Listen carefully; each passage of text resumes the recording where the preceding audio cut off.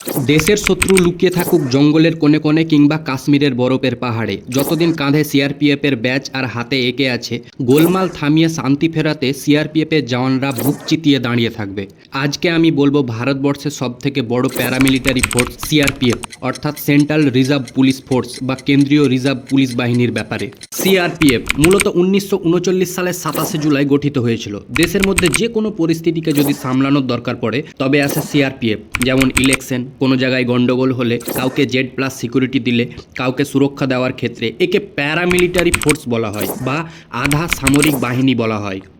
সহজ ভাষায় বললে সিআরপিএফ মূলত দুই স্তরের সুরক্ষা দেয়। প্রথমত সাধারণ জনগণ ও দেশের গুরুত্বপূর্ণ এলাকাকে, এবং দ্বিতীয়ত দেশের অতি গুরুত্বপূর্ণ ব্যক্তিদের অর্থাৎ ভিভিআইপিদের। সিআরপিএফ ভারত সরকারের স্বরাষ্ট্র মন্ত্রণালয় বা মিনিস্ট্রি অফ হোম অ্যাফেয়ার্সের অধীনে কাজ করে। সিআরপিএফের সবথেকে বড় পদের নাম হলো ডিজি বা ডাইরেক্টর জেনারেল।